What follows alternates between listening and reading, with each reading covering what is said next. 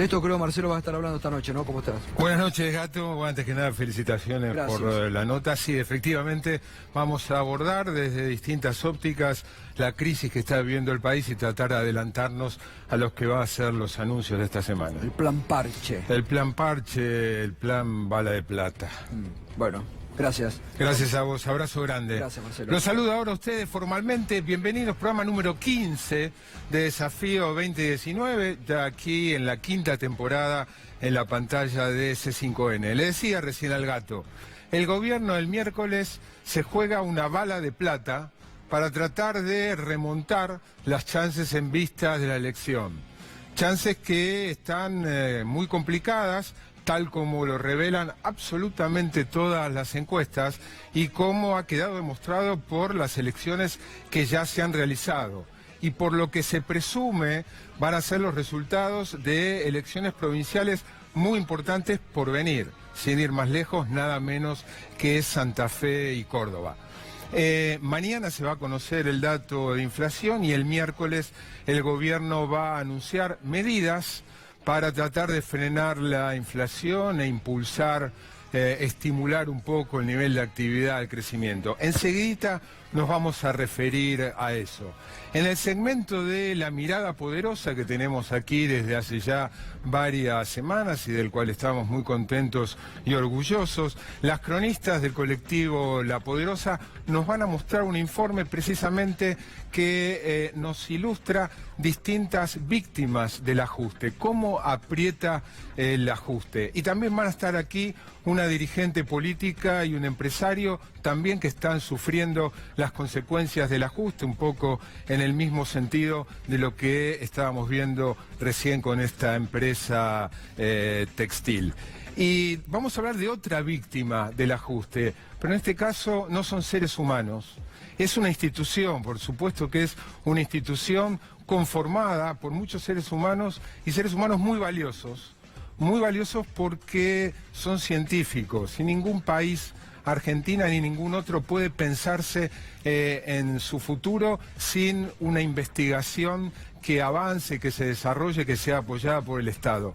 Y el CONICET, de eso se trata, está sufriendo, y sufriendo se van a sorprender por los datos del informe de Claudio Martínez sobre cómo está afectando el ajuste, los recortes en los gastos más elementales del CONICET, como proyectos muy importantes que podrían potenciar sectores estratégicos para Argentina, el litio, por ejemplo, en el norte, están sufriendo los recortes en sus gastos más elementales. En otro orden de cosas, en el mundo hay una ola del llamado populismo. Populismos de izquierda o populismos de derecha. Hemos tenido en la región una ola de populismos de izquierda que está ya casi concluida. Pero no solo populismos de izquierda, sino también hay en el mundo desarrollado populismos de derecha. Podemos ir a Estados Unidos y Trump, a Italia con Beppe Grillo, en la región con Bolsonaro en Brasil. Se ve que los populismos funcionan. ¿Por qué funcionan los populismos? Bueno, es precisamente el título de un muy buen libro, interesantísimo, que es este, ¿Por qué funciona el populismo?, escrito por la politóloga María Esperanza Casullo. Vamos a estar hablando con ella aquí sobre por qué funcionan los populismos. Y le vamos a preguntar qué es cómo caracteriza al gobierno anterior y si en algún momento de estos casi 4 años, 3 años y medio, Macri tuvo algún sesgo populista. Todo eso, pero ahora vamos a lo más coyuntural de todo.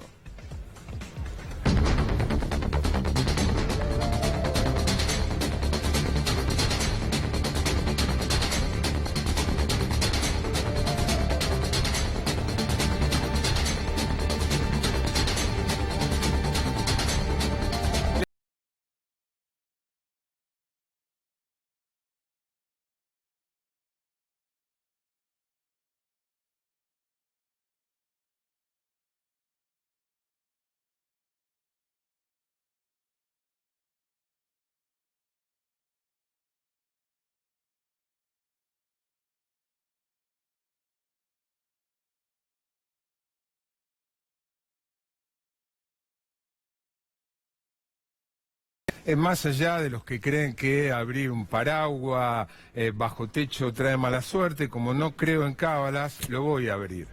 Macri hoy abrió el paraguas tratando de preparar el terreno a todas las críticas que justamente y todos los comentarios que se le van a hacer cuando mañana se conozca un dato de inflación. Macri hoy abrió el paraguas en un acto inaugurando instalaciones de la empresa Accenture, diciendo esto que vas a ver ahora.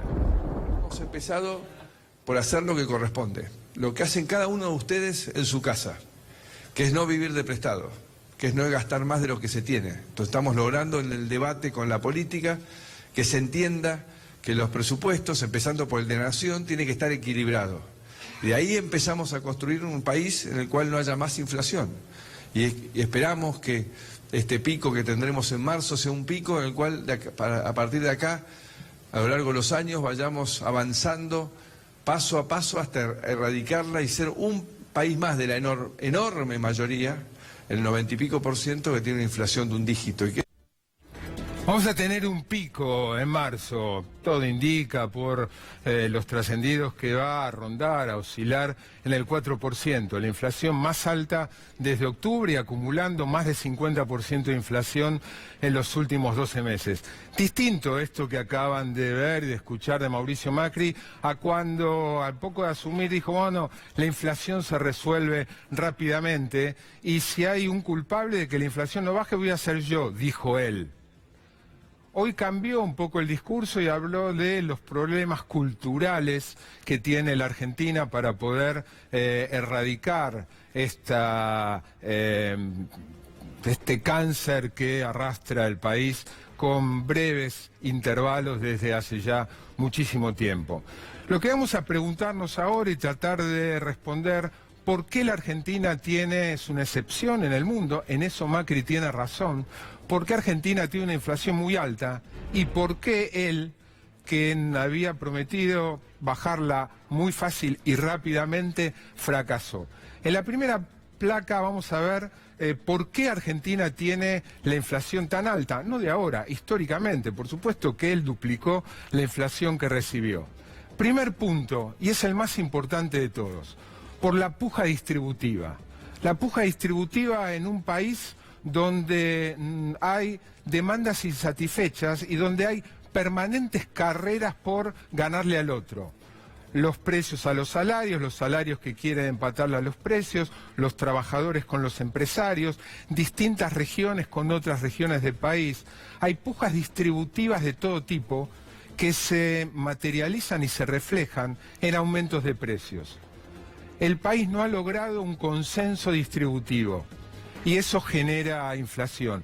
La causa básica de la inflación en Argentina, que por supuesto tiene otras razones complementarias y derivadas, como en el segundo lugar, la inercia de precios. En un país con tanta historia de inflación, la inflación tiene una inercia, los precios tienen una inercia. Por ejemplo, porque los contratos están indexados, porque las tarifas hay que actualizarlas, por las propias paritarias, que es una manera de inercia. No aumentan los precios, aumentan los salarios, como aumentan los costos, aumentan los precios, y esa inercia inflacionaria es muy difícil de frenar. En tercer lugar, por el efecto dólar. Argentina, particularmente, por todo lo que ha pasado en su historia económica, cada vez que el dólar aumenta, y no hace falta que le explique cómo ha aumentado el dólar en la historia argentina, ni hablar durante el gobierno de Macri, el traslado a precios es no solo inmediato, sino muy alto, mucho más alto que casi cualquier otro país del mundo. Cómo se transfiere el aumento del dólar a los precios. En cuarto lugar, por los desequilibrios fiscales y monetarios. Más allá de discusiones, hay consenso en que un país no puede vivir permanentemente con desequilibrios fiscales y monetarios, y que si hay déficit y el déficit se cubre con emisión, eso es un factor inflacionario. En quinto lugar, por las expectativas, esto es bien coyuntural. Ahora hay gente que teme a una derrota del gobierno, hay un regreso de fundamentalmente el kirchnerismo, y eso provoca inestabilidad, incertidumbre, remarcaciones precautorias y demás. No ahora, esto puede agudizarse de acá a las elecciones, ni hablar si las encuestas lo muestran a el oficialismo declinando y a la oposición aumentando. En sexto lugar, por la falta de inversión. Argentina es un país con muy baja inversión, lo que implica que si hay momentos de aumento en la demanda, no hay capacidad de oferta como para satisfacerla, y eso suele tener como consecuencia que en lugar de responder una mayor demanda con más oferta, se responda aumentando el precio.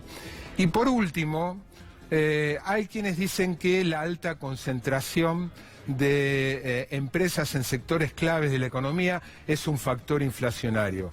En una columna que hizo no hace mucho Emanuel Álvarez Agis, relativizó mucho y con argumentos muy sólidos esa razón inflacionaria.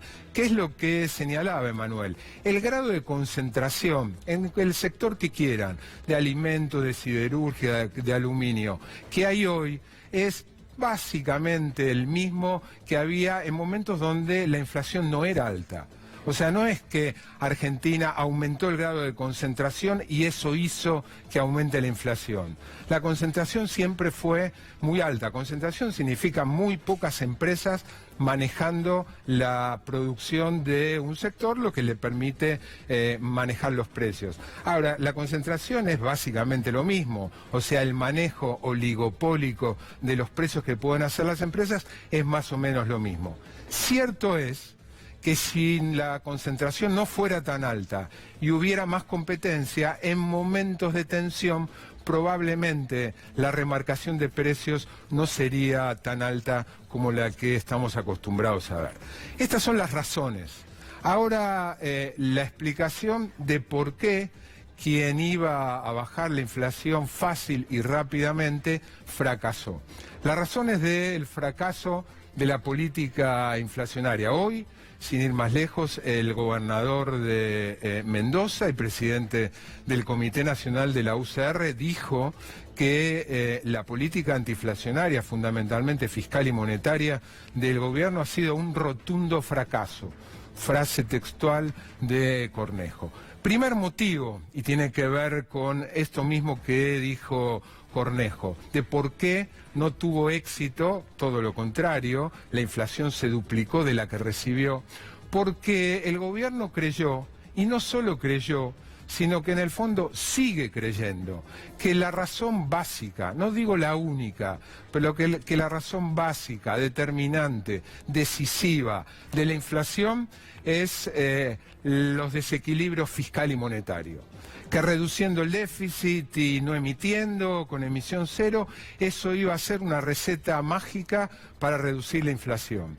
Y a los resultados me remito, está ya archidemostrado que el gobierno ha reducido el déficit, que ha bajado significativamente la emisión, está casi llegando a la emisión cero, y sin embargo la inflación, lejos de bajar, va a tener un pico como acabamos de ver y escuchar al presidente. En segundo lugar, ¿por qué fracasó? Y porque el propio gobierno, desde el día 1, generó condiciones para que se dispare el dólar. Recuerdan ustedes, liberalización de los movimientos de capitales, apertura del cepo, el dólar que se fue enseguida a 16, y la posibilidad de que cualquiera haga con el compre y venda la cantidad de dólares que puede. Y como vimos antes, la variación del dólar se traslada inmediatamente a precios. Segundo motivo de el fracaso en la visión, en el objetivo antiinflacionario de Macri. En tercer lugar, porque minimizó el efecto de la inercia.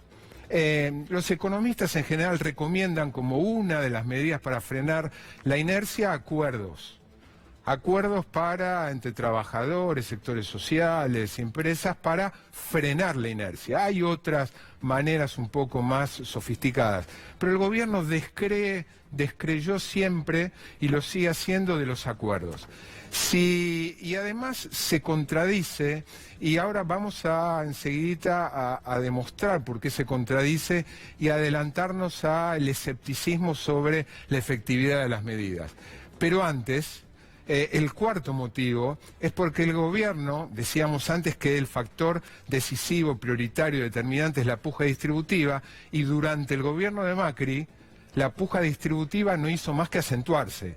¿Por qué? Porque hubo muchos que perdieron y que quieren recuperar, y eso hizo aumentar las demandas sociales, las quejas, las protestas, y por parte de los formadores de precios, las remarcaciones.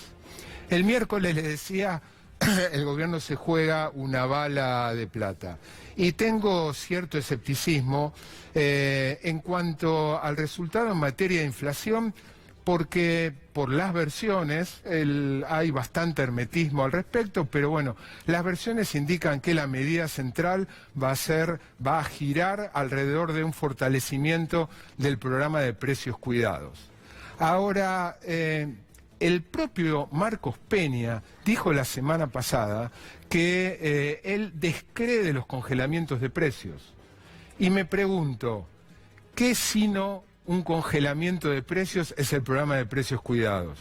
Es un acuerdo con las empresas para que mantengan una serie de productos al mismo precio durante un tiempo. Es decir, el gobierno va a anunciar algo sobre lo cual no está convencido, lo que da a pensar de que no va a poner demasiado esfuerzo ni en controlar, que obedece más a las urgencias electorales, a la presión de los radicales. Y en cuanto a expectativas sobre medidas para impulsar el crecimiento, hay que tener en cuenta las restricciones que tiene por el acuerdo con el Fondo Monetario, porque para estimular el crecimiento se necesita, entre otras cosas, pero fundamentalmente, dinero. Y el Estado está restringido, maniatado por el acuerdo con el Fondo Monetario. Sabremos el miércoles cuáles son las medidas y mañana cuál es el dato por el que Macri hoy abrió el paraguas. Vamos al segmento para ver cómo está pegando el ajuste con nuestro segmento de La Mirada Poderosa.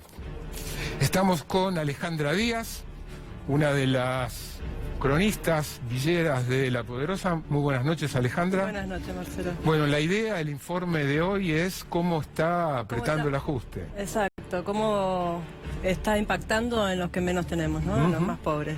¿Qué es lo primero que vamos a ver? Vamos a ver, me encontré con Mayra Arena y nos va a contar, me cuenta cómo sobrevivió a la pobreza. Mayra Arena es esa politóloga villera, oriunda de Villa Caracol, de Bahía Blanca. Es esa chica que en las charlas TED contó su vida. Experiencia, sí.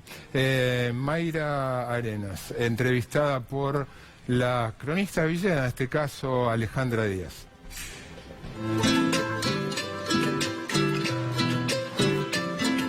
Cuando vos no tenés un peso, te quedás sin laburo, te forrean en tu laburo y te la tenés que comer porque sabés que no te podés dar el lujo de irte porque afuera no hay nada, vos estás muy frustrado, muy impotente y te la agarrás con el primero que te cruzas. Es difícil y además de lo que genera económicamente, genera un problema también moral o emocional, si se quiere, porque las familias se empiezan a implosionar. Y en la calle la gente empieza a implosionar. No estamos hablando solamente de la brutal crisis económica, posiblemente más grande de los últimos años, que genera una caída de la industria, del empleo, del consumo, baja de la calidad de vida, baja del consumo de la carne, de los lácteos, de las frutas. Además de todo eso, que es terrible para una nación, también estamos hablando de una crisis en el estado de ánimo de los ciudadanos. Y eso no es medible, no es cuantificable. Yo he comido de la basura, para mí, que era tan chica, era como una aventura, era como un juego. Y le decíamos ir al shopping. Entonces era, vamos al shopping. Y íbamos y encontrábamos ropa, zapatillas, comida, cosas vencidas, cosas empezadas. Siempre había algo. Entonces, para mí era muy divertido. Y lo jodido es cuando te das cuenta lo que es eso. Cuando te das cuenta lo pobre que sos. Cuando te das cuenta que esa es la basura de los otros, lo que nadie quiere. Ahí se te empieza a generar una cosita que se puede convertir en resentimiento, se puede convertir en angustia o se puede convertir en militancia también.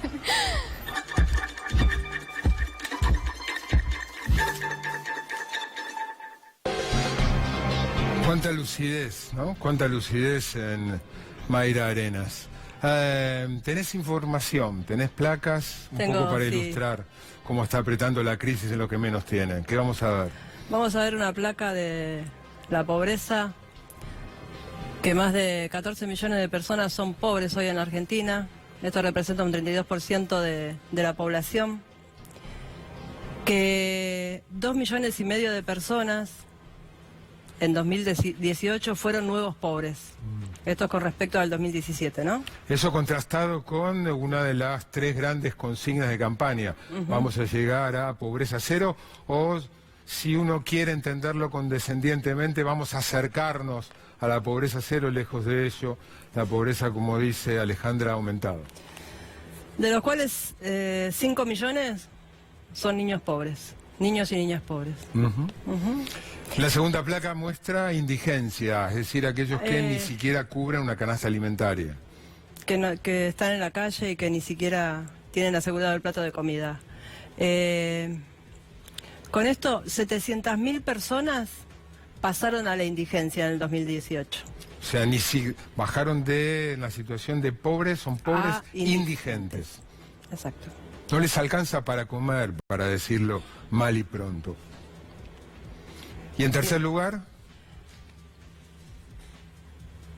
esto es situación estructural. El 9,5% de la población vive por lo general en villas y asentamientos de la Argentina. Bueno, un famoso no censo en el cual colaboraron organizaciones sociales, De CETEP. 4.700 y pico, si no me falla la memoria, asentamientos y villas a lo largo del país, con más de 4 millones de personas. Y para dar otro dato, el 40% de las personas no tienen un trabajo formal. El O sea, 40%. El 40% de la población, del total de la población de Argentina, el 40% no tiene un trabajo formal. Lo que implica falta de cobertura, falta de vacaciones, no pago de aguinaldo, obra social, No y comida. la pérdida. No comida. Y menos salario, además.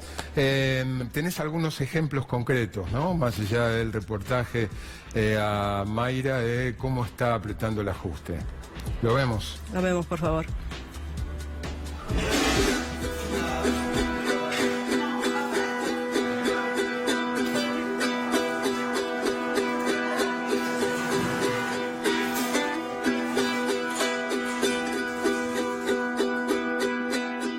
¿Cuánto hace que trabajas en el comedor? Yo a los 17 años empecé a trabajar acá. Tengo 36. ¿Cuánta gente viene al comedor?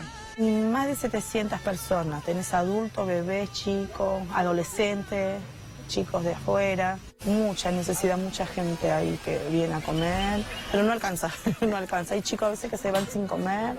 O llegan los últimos de secundario, se me van sin comer porque no alcanza, es verdad, no alcanza la comida. ¿Cuál es el pago, la recompensa que tienen acá? Y nosotros, bueno, los viernes nos dan una bolsa de mercadería, nos dan un poco de verdura y bueno, uno el fin de semana va tirando, ¿viste?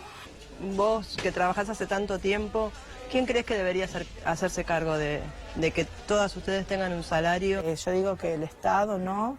Nosotros venimos está bien, por una bolsa de mercadería, algo, pero no haría falta, ¿viste? Un sueldo, una ayuda.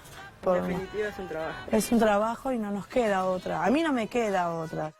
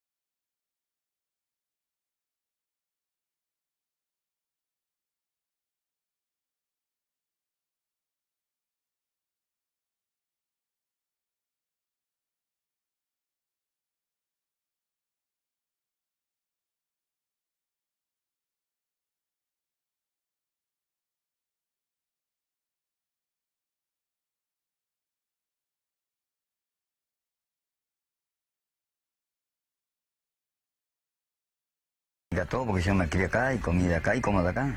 Acá hay mucha gente que vive de esto. Si sacaran esto, no sé, tendrían que tener un sostén de la gente, ponerle un trabajo seguro. Y hay muchas familias viejas que están de año acá y muchas familias nuevas que se han ingresado. Cada día tenemos más gente que ni conocemos que vienen al Volca. Mi hijo viene acá al Volca también, viven de esto. Hay muchas familias que viven de esto. Hay gente que, mirá, que tienen turno del Volca, vienen a las 6 de la mañana, gente se van a las 4 de la tarde, a las 5. Hay gente que vienen a la noche y están hasta el otro día amaneciendo juntando cartón.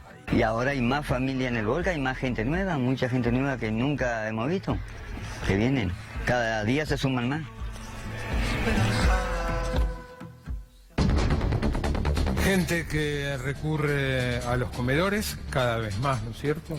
Sí, y que no tiene un sueldo, además, las cocineras, la gente que trabaja para darle de comer a más de 700 personas no tienen un sueldo asegurado, sino que trabajan para tener el plato de comida de día a día. Cada vez más gente que recurre a la basura y cada vez más gente, como veíamos recién, que recurre a los basureros. Un poco para ilustrar lo mal que están pasando los que peor están. Cuando llegó Alejandra al programa, nos contó de algo que sucedió ayer, trágico, que queríamos compartir con ustedes. La historia de Sabina, que es nuestra compañera. Compañera de ustedes de La Poderosa. La Rioja capital. ¿Qué pasó con Sabina, Alejandra? Sabina salió ayer a comprar a las 7 de la tarde. En La Rioja, en su En La lugar. Rioja, en el barrio Virgen de Satanudos. Ajá. La madre la mandó a comprar y no volvió, salieron a buscarla. Llamaron a la policía, llegó 2 horas después. La nena iba a comprar a 2 cuadras de su casa, pero a las 22:40 la encontraron a 1 cuadra en un descampado, ya sin vida. La ambulancia llegó 2 horas más tarde de eso. ¿Alguna hipótesis, algún sospechoso? Hay 3 personas implicadas que están reservadas las identidades, pero la justicia no quiere dar más explicaciones. Bueno. Sabina participaba en todos los espacios, todos los talleres de La Poderosa. 11 años. 11 años y quería aprender a leer, a enseñarle a los papás a leer y a escribir. Ella. Le gustaba leer. Vamos a seguir, obviamente, ocupándonos y hacer el seguimiento de qué es lo que pasó. Gracias Alejandra. Marcelo. Beso. Le decía al comienzo del programa, otra de las víctimas del ajuste, el CONICET. Ahora, en segundos, informe de Claudio Martínez. Se van a sorprender por hasta qué nivel están llegando los recortes en lo que debería ser una institución que lleve a Argentina al desarrollo.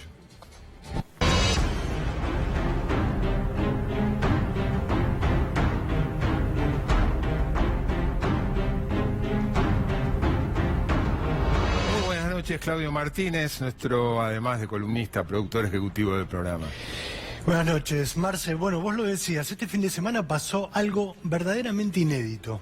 En la UTN de Córdoba, la Universidad Tecnológica Nacional Regional de Córdoba, se juntaron más de 130 directores y directoras de institutos del CONICET, representando a 18 provincias de toda la Argentina. El tema, la crisis en la ciencia. Vos me dirás, bueno, ¿qué tiene esto de original? Los científicos se están quejando casi desde el mismo momento en el que Macri asumió, en diciembre de 2015. O tomas del ministerio y demás. Exactamente. Sin embargo, esta vez no tiene que ver con reivindicaciones salariales, no tiene que ver con los becarios, no tiene que ver con reivindicaciones paritarias de UPC ni o de ATE. Los que se juntaron para analizar qué es lo que está pasando en la ciencia argentina son nada más y nada menos que los directores de los institutos del CONICET. ¿Qué son los directores del instituto del CONICET? Tipos de carrera, prestigiosos, funcionarios públicos con responsabilidad no solo institucional, patrimonial. Si algo falta o se rompe dentro de los institutos, tienen que responder con su propio patrimonio. Ellos asumen por concurso público, o sea, son tipos verdaderamente importantes.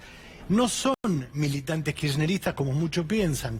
Había en Córdoba representada una amplia gama política e ideológica. Había gente del radicalismo, muchísimo. Sabés que en las universidades el radicalismo todavía tiene un enorme predicamento.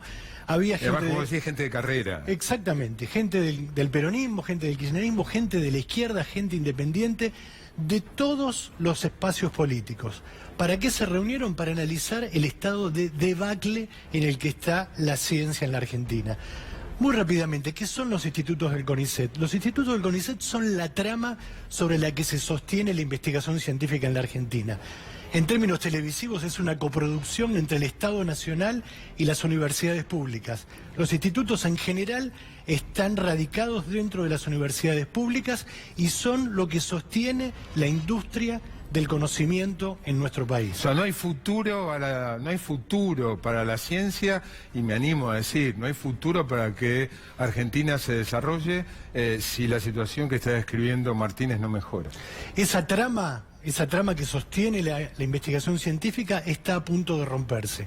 Vos sabés que a mí me llamó la atención porque recibí esta mañana el comunicado de prensa de lo que pasó en Córdoba y me puse a investigar y empecé a conseguir teléfonos y hablé con no menos de 6 de los participantes de la reunión de este fin de semana en Córdoba. Directores de institutos. Directores de institutos. Y busqué que sea lo más amplio, lo más plural y lo más geográficamente representativo posible. Vamos a ir al primer caso. El primer caso que está en la primera placa es el Instituto de Agrobiotecnología del Litoral en Santa Fe. Esta gente fue la que desarrolló la semilla transgénica que es resistente a la sequía. O sea, vos pensás qué impacto tiene esto para la economía argentina. Vos Clave.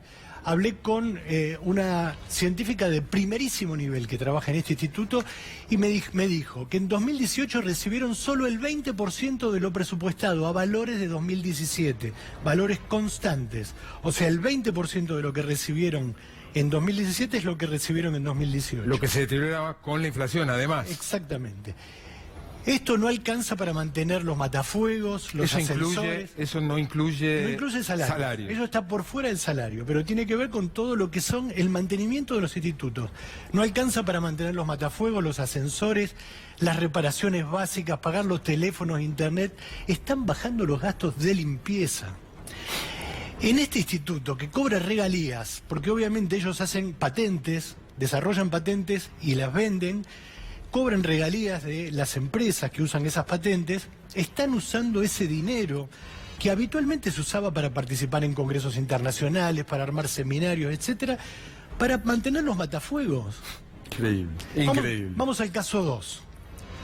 En otro sector del país, nos vamos al norte, al noroeste. Lo que está pasando en el noroeste, hay 9 institutos del CONICET entre Salta y Jujuy, pero me voy a detener en este por lo estratégico del litio en el discurso del propio gobierno. Sí, insiste. ¿Sí? El Instituto del Litio. El litio, para que se den una idea, es el mineral del futuro, del presente también, porque las baterías de los celulares, de las computadoras e incluso de los autos híbridos, de los autos que van a funcionar a electricidad, se hace con litio. Y la Argentina, con Bolivia y con Chile, forma parte de un triángulo muy virtuoso en el cual hay muchísimo litio. En 2018, el Instituto del Litio, que se armó en los viejos Altos Hornos Zapla, en Palpalá, en la provincia de Jujuy, recibió 35.000 pesos en todo el año para gastos de mantenimiento. En todo el año 35.000 pesos. Sí, el constructor que hizo el edificio, que reparó el viejo edificio de Altos Hornos Zapla y que lo convirtió en los laboratorios donde funciona el instituto, le deben plata. Por lo tanto, llueve adentro de los laboratorios y no hay nadie que lo arregle. Porque no lo pueden llamar porque le deben plata. No hay dinero para pagar la seguridad, están pensando en poner rejas en un edificio totalmente vidriado, imposible, para mantener la seguridad. Vamos al caso 3. Vamos a otra zona del país. Ahora nos vamos a la Patagonia. El CENPAT, el Centro Patagónico, también un centro de altísima especialización con científicos de altísimo nivel. No tienen personal para la vinculación tecnológica. Los becarios y los investigadores del CONICET siguen trabajando en sus lugares, pero empiezan a perder el personal de apoyo, porque al personal de apoyo le conviene ir a trabajar a una empresa afuera, irse fuera del país, si son los que hacen, por ejemplo, cuestiones de informática dentro de la universidad o dentro de los institutos, se van. Entonces pierden ese vínculo, esa vinculación tecnológica que le permiten el personal de apoyo con las Articular empresas, con el articular sector con empresas privado. y gobiernos. Vamos más rápido, se cortaron las partidas de mantenimiento igual que en los otros lugares, llueve adentro del auditorio, ya se cansaron de cambiar la alfombra del auditorio del CEMPAT y no salen los buques de un proyecto clave que se llama Pampa Azul. Fue un proyecto creado hace unos años para poner en valor el mar argentino. Se había generado una cantidad de conocimiento vinculado con el potencial del mar argentino que siempre históricamente desaprovechado, se había puesto eso. Nada ahora. Yo supongo que lo tuyo no es casual, pero mostraste sector agropecuario, sector minero, en particular el litio, y ahora el mar. Son tres de los sectores que más están aportando a el ingreso y que más potencial tienen para aportar al ingreso de divisas, y están siendo desatendidos. En el mundo está totalmente demostrado, desde Estados Unidos, pasando por Corea, Japón o el país que ustedes elijan, que no hay desarrollo científico sin apoyo del Estado. Empezando por Internet. No hubiera habido Internet, o por lo menos no lo hubiera habido tan rápido, nada menos que Internet, sin la investigación hecha por el Estado de Estados Unidos a partir de distintas organizaciones, entre ellas la militar. El director de este instituto, quebrado hoy a la tarde, hablando por teléfono conmigo desde Puerto Madryn, me decía, el CONICET, nosotros estamos perdiendo masa muscular. Se está desvaneciendo la investigación científica en la Argentina. Último caso, el caso cuarto. Nos venimos más cerca, nos venimos a La Plata. El INIFTA es un instituto de física, de investigación de física de altísima tecnología. Están trabajando en la punta de lo que es la nanotecnología, ¿sí? En 2018, 40% de reducción recibieron solo el 40% del presupuesto de 2017 a valores constantes. Se redujo un 40% los contratos de limpieza. Solo limpian los baños. O sea, el resto de las oficinas y los laboratorios se ocupan los propios investigadores. Se redujo un 54% la seguridad. No se reparan vidrios, no se reparan goteras, tampoco las alarmas ni la iluminación. Y faltan insumos básicos en un instituto de altísima tecnología. El CONICET está en estas circunstancias, en este momento descabezado porque su presidente, Alejandro Checato, pidió licencia por enfermedad. La que lo está reemplazando es una científica que goza de cierto prestigio y conocimiento por parte de la comunidad, pero que tiene su mandato vencido. Y el presidente Macri tiene para firmar en su escritorio el nombramiento de quienes ganaron concursos para integrar el directorio del CONICET, y no lo firma porque los que ganaron representan desde su perspectiva sectores de la oposición con los que no quiere tener nada que ver. Pero habían ganado concursos. Ganaron concursos, por afano ganaron concursos. Gracias, gracias Claudio. No hay futuro, o sea, no hay futuro si esto sigue así. Se podrá resolver en lo inmediato. Para pensar en la potencialidad de Argentina sin investigación básica es imposible. Vamos a hablar ahora de una palabra que se usa mucho, que está muy de moda, con alguien que escribió un libro interesantísimo sobre el populismo, con María Esperanza Casullo.